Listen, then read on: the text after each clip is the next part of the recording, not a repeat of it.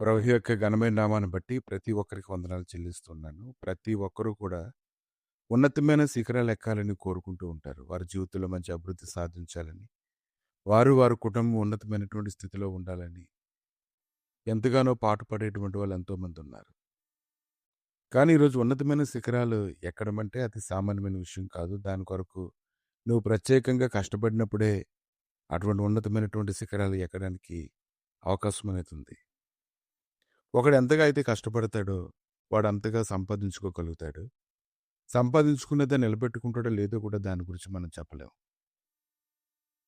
కనుక భూమి మీద ఇనుముని సేకరించేటువంటి చాలామంది ఒక వెదురుకర్ర తీసుకొని దానికి ముందు ఒక మ్యాగ్నెట్‌ని పెట్టి, ఆ యొక్క ఇసుకలో దాన్ని ఇలా చూపిస్తూ ఉన్నప్పుడు, నేలలో ఉండేటువంటి ఇనుము ఎక్కడైనా ఉన్నట్లయితే, చిన్న చిన్న మేకులు గాని, ఇంకేమైనా ఇనుప సామాన్లు చిన్న చిన్నవి ఏమైనా ఉన్నట్లయితే, దానికి అయస్కాంతం ఆకర్షించినప్పుడు, మ్యాగ్నెట్ ఆకర్షించినప్పుడు దానికుండేటి ఇనుముని అంతటిని కూడా చాలా జాగ్రత్తగా ఒక సంచిలో వేసి భద్రపరుచుకుంటూ ఉంటారు. ఎందుకంటే సులువుగా ఇనుముని సేకరించడానికి అదే మార్గం. చాలామంది ఇనుముని సేకరించేటువంటి వాళ్ళు పెద్ద పెద్ద కాలువలోనికి దిగి దాంట్లో మట్టంతా ఒక చాటలో వేసి దాంట్లో ఈ దాంట్లో ఇసుక అంతటిని తీసేసి అలా ప్రయాసపడుతూ ఉంటారు గానీ, కొత్తగా దీన్ని కనిపెట్టుకున్నారు చాలామంది వారి తెలివితేటలు ఉపయోగించి.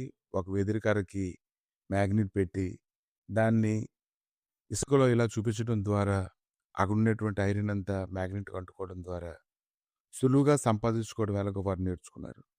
అది వారు ఎలా నేర్చుకున్నారంటే, వారు తమ బుర్రకి పదును పెట్టడం వల్ల అలా చేస్తే ఉపయోగం ఉంటదని వారు తెలుసుకోగలిగారు. అది ఒకరు చూసారు. అందరూ అదే పద్ధతిలో నడవడం ప్రారంభించారు.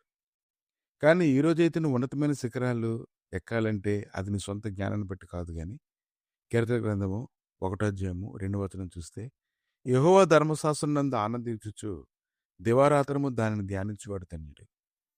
ఇంకా 3వ వచనంలో, అతని నీటి కాలు ఎవరన్నా నాటబడినదై ఆకు వాడక తన కాలమందు ఫలమిచ్చు చెట్టు వలె ఉండును. అతడు చేయనిదంతయు సఫలమగును. దానికంటే ముందుగా దుష్టుడు ఆలోచన చొప్పున నడవక, పాపుల మార్గంలో నిలువక, అపహాసకులు కూర్చుండే చోటును కూర్చుండగా, దివారాత్రములు నువ్వు దాన్ని ధ్యానించాలని ప్రభు చెప్తూ ఉన్నారు. కనుక పరిశుద్ధ గ్రంథాన్ని ధ్యానించేస్తే మనం ఉన్నతమైన శిఖరాలకు ఎక్కిపోతామా అంటే, ఉన్నతమైనటువంటి సన్నిధి అందులో ఉంది. లేఖనాలు లోతుగా ఎంతకైతే ధ్యానిస్తూ ఉంటారో, అందులో ఉన్నటువంటి గొప్ప నిధులను ఎవరైతే కనుక్కుంటారో, హృదయాన్ని ఎప్పుడైతే స్థిరపరచబడుతూ ఉంటుందో, ఆలోచనలు స్థిరంగా ఉన్నప్పుడు, శ్రేష్టమైనవి ఏవో ఎంచుకోవడానికి కావాల్సినటువంటి కృప దొరుకుతుంది. కనుక పరిశుద్ధ గ్రంథాన్ని దివారాత్రులు దాన్ని ధ్యానించినప్పుడు, ఒక వ్యక్తి యొక్క ఆలోచన తలంపులు మార్చివేయబడతాయి. అతని ఆలోచనలు ఉన్నతంగా మార్చివేయబడినప్పుడు, తను తీసుకున్న నిర్ణయాలు కూడా సరైనవై ఉంటాయి. ఆ నిర్ణయాలు తగినటువంటి ఫలితాలను అతని జీవితంలో ఇస్తాయి. కనుక చాలా సులువైనటువంటి మాట. ఈ దినాన కీర్తన 1 అధ్యాయాన్ని గాని లోతుగా ధ్యానించినట్లయితే, అన్ని విషయాల్లో మనం ఆశీర్వాదకరంగా ఉంటామని ప్రభు అయితే మాట్లాడుతూ ఉన్నారు. ఒకడు తన సొంత జ్ఞానం వల్ల ఎన్నో సంపాదించుకోవచ్చు గానీ, దాన్ని నిలబెట్టుకోవాలంటే దేవుని యొక్క కృప కావాలి. దాన్ని అనుభవించాలన్నా దేవుని యొక్క కృప కావాలి. అటువంటి కృప పరిశుద్ధ గ్రంథాన్ని, అందులో ఉండేటువంటి లేఖనాలను ధ్యానించడం ద్వారా మనకది దొరుకుతుందని మనకు తెలియాలి.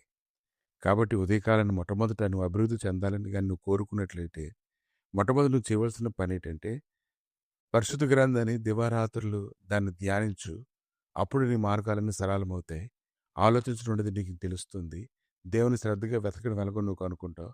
అప్పుడు నువ్వు ఉన్నతమైన శిఖరాలకు ఎక్కుతావు. ప్రభా ఈరోజు ఉదయకాలాన్ని నీ సన్నిధిని సమీపిస్తుండగా, నీ ధర్మశాస్త్రాన్ని దివారాత్రము ధ్యానించేవాడు ధన్యుడు. వాడు తన కాలమందు ఫలమిచ్చే చెట్టు వలె ఉంటాడని నీ యొక్క గొప్ప మాటలను బట్టి ప్రభా నీకు స్తోత్రాలు నాయన. నీ సమాధానకరమైన సన్నిధి నీ గ్రంథంలోనే ఉంది గనుక, నీ గ్రంథాన్ని శ్రద్ధగా వెతకడం ద్వారా, పఠించడం ద్వారా, కృప పొందడం ద్వారా అన్ని విషయాల్లో సమృద్ధి కలిగిన వారంగా ఉంటామని నువ్వు మాతో మాట్లాడుచున్నావు గనుక, నీ గ్రంథాన్ని హత్తుకొని జీవించుటకు గాని కృప దయచేయమని, మహిమ పొందమని యేసుక్రీస్తు నామములో అడిగి వేడుకుంటున్నాము తండ్రి. ఆమేన్.